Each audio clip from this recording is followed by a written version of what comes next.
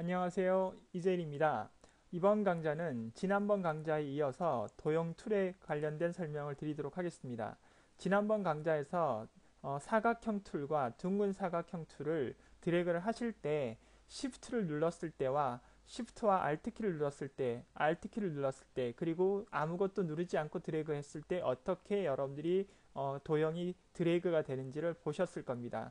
그리고 그 작업을 하실 때 둥근 사각형 같은 경우에 그 왼쪽 버튼을 누르고 있는 상태에서 드래그 하신 다음에 떼지 않은 상태에서 방향 키인 위와 아래 좌우 키를 눌렀을 때 그 원호의 크기, 즉 모서리 부분, 엣지 부분의 둥근 모서리 부분이 어떻게 커지고 적어지는지에 대한 설명을 드렸을 겁니다. 그 부분을 여러분들이 다시 한번 보시기 바라고요. 이번 강좌에서는 원형과 다각형 툴, 별툴에 대한 설명을 드리도록 하겠습니다. 마찬가지 도형 툴 형태에서 원형 툴을 선택을 하시면 되겠습니다. 그리고 Shift나 아무것도 누르지 않고 작업을 하시게 되면 이렇게 타원의 모양을 만들어 내실 수가 있겠습니다. 자, 그 다음 Shift를 누르신 상태에서 드래그를 하시게 되면 여러분들이 이것이 뭐가 된다? 정원이 된다. 가로, 세로 비율이 마찬가지. 그렇게 정원이 되는 것을 여러분이 확인하실 수가 있겠고요. Alt키와 Shift키를 동시에 눌러서 또 드래그를 하시게 되면 정중심에서 출발하는 정원을 만들어 줄 수 있는 부분이라고 말씀을 드릴 수 있겠습니다. 사각형을 설명을 드릴 때 한번 언급을 했던 기능이지만 원형에서도 똑같이 적용이 된다 생각을 해주시면 되겠습니다.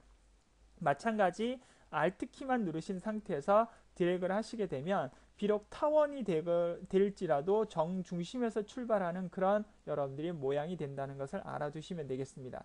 자, 그런데 보편적으로 사각형도 마찬가지였지만 원형을 그리실 때도 여러분들이 Shift를 누르시거나 Shift를 누르지 않았을 때는 반드시 원의 정점, 윗면의 그 연장선과 그 다음에 왼쪽 모서리, 왼쪽 정점의 연장선 이 부분을 여러분들이 기점으로 해서 드래그를 해서 대각 방향을 그렸을 때 지금 이런 원이 나온다는 사실을 기억을 해주셔야 한다는 겁니다. 그에 반해서 Alt키를 누르게 되면 이 원의 그 연장선에서 뭐가 되는 거 기준이 출발하는 것이 아니고 이 부분이 되지 않고 가운데 부분을 기점으로 해서 이렇게 늘어난다는 것을 여러분들이 알아두시면 되겠습니다. 자, 그리고 또한 팁을 하나 알려드리겠는데요.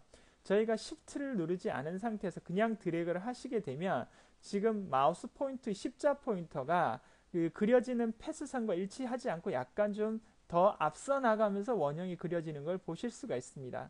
그런데 이럴 때 컨트롤 키를 한번 눌러 보십시오. 컨트롤 키를 누르시게 되면 패스선과 마우스 포인트가 일치가 돼서 정확하게 원형의 크기를 여러분들이 확인하실 수가 있겠습니다. 그래서 원 모양의 패스가 마우스 포인터에 맞게 조정될 때 이렇게 하고 싶으실 때는 드래그를 하시면서 컨트롤 키를 누르셔라. 조금 전까지는 제가 컨트롤 키가 아닌 Shift와 Alt 키의 키 조합에 의해서 정원이 되느냐, 정중앙에서 출발하느냐, 아니면 Alt 키와 Shift를 누르지 않고 여러분들이 드래그를 하시게 되면 원의 윗면의 연장선과 좌측의 연장선이 교차하는 지점이 출발점이었다 된다 이렇게 말씀을 드렸다는 겁니다. 그걸 여러분들이 기억을 하시면 되겠고요. 원 또한 마찬가지 정확한 수치 개념을 이용을 하시겠으면 원형 툴을 누르시고 스테이지를 원 클릭을 해주시면 대화 상자에 나오는 가로폭과 세로폭의 수치값을 여러분들이 넣으셔서 작업을 해주시면 4cm, 4cm를 해서 OK 버튼을 누르게 되면 이렇게 4cm, 4cm의 원형이 이렇게 나온다는 사실을 여러분들이 확인하실 수가 있겠습니다. 자, 그럼 여기서 여러분들이 어느 정도 이해를 하셨다면 원칙이 하나 있는데요. 거의 법칙처럼 나오는 것들이 있죠. 어떻게 해요? 도형 툴을 여러분들이 작도를 드래그를 하실 때 도형 툴을 선택을 하시고 난 다음에 스테이지를 클릭을 하면 무슨 상자, 대화 상자가 나와서 여러분들이 정확한 수치 개념을 입력을 해서 드래그를 하실 수 있지만 그렇지 않고 도형을 클릭을 어느 도형이나 누르신 다음에 드래그해서 마우스 포인트를 클릭을 하신 상태에서 떼지 않고 또는 Shift와 컨트롤 키 또는 Shift하고 Alt 키를 눌렀을 때 어떻게 변화가 되는지 여러분들이 원칙, 즉 다시 말하면 일종의 법칙 같은 것을 여러분들이 아실 수가 있습니다. 이런 부분들을 여러분이 잘 기억을 하시면 다른 툴에서도 아주 유용하게 사용이 될 수 있다 이렇게 말씀을 드릴 수가 있겠습니다. 자, 이번에는 마찬가지입니다. 다각형 툴을 누르겠습니다. 폴리곤 툴을 누르시고요. 마찬가지 드래그를 하겠습니다. 자, 그런데 이번에는 여러분들 Alt키를 누르지 않았음에도 불구하고 이거는 항상 개체 중심에서 출발하는 그런 모양이 된다는 것을 알아두시면 되겠습니다.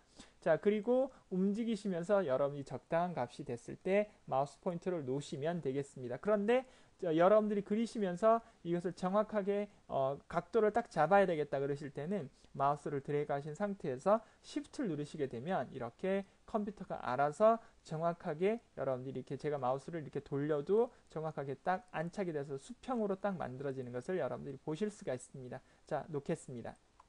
이렇게 작업을 하실 수가 있겠고요.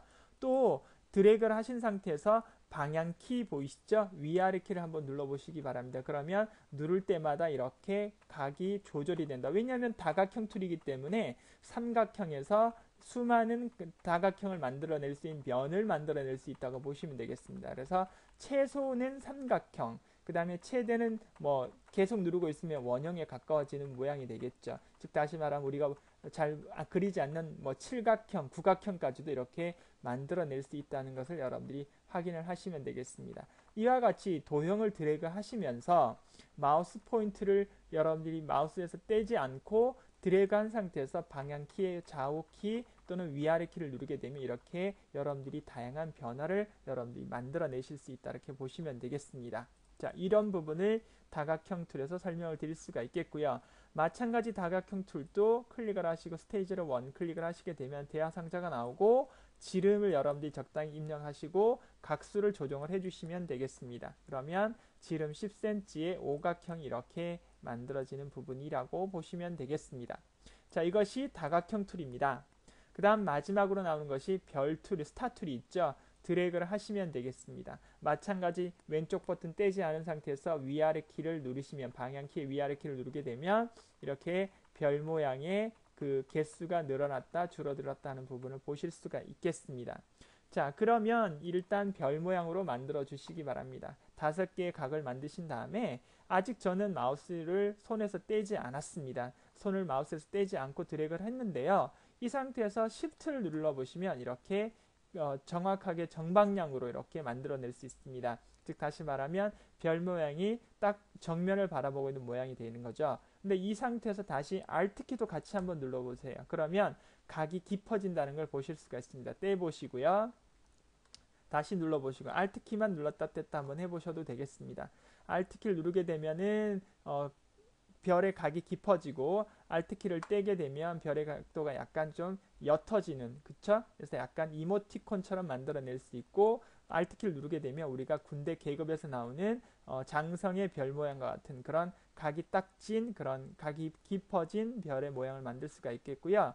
그 상태에서 다시 Alt키를 누른 상태에서 Shift만 누르시게 되면 별의 모양이 이렇게 여러분들이 마우스를 움직이셔도 회전이 되지 않고 딱 정확하게 정면을 바라보고 있는 그런 모양이 구현이 된다고 보시면 되겠습니다. 그래서 적당히 마우스를 놓으시면 되겠습니다. 그런데 항상 하실 때는 단축키를 먼저 놓으시면 안 되고 마우스를 먼저 놓으시고 단축키를 놓으셔야 여러분들이 정확하게 설정값이 적용이 된다는 사실을 기억을 해주시면 되겠습니다.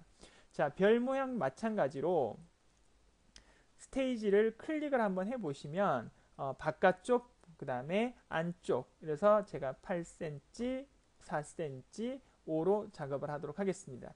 자, 그 말은 뭐냐면 바깥쪽이 이 별 바깥쪽의 지름을 나타내는 부분이 되겠고요. 두 번째 리듀스는 안쪽에 내각의 지름을 나타내고 있는 것이 지름의 이게 8cm, 4cm가 되겠고 각수는 몇 개요? 5개가 되는 그런 부분을 설명을 드렸다 이렇게 보시면 되겠습니다. 그래서 바깥쪽이 이 지름에서 8cm, 그쵸? 8cm가 되는 부분이라고 보시면 여기서 여기까지 8cm, 그 다음에 여기서 여기까지 4cm라는 것을 여러분들이 확인하실 수가 있겠습니다.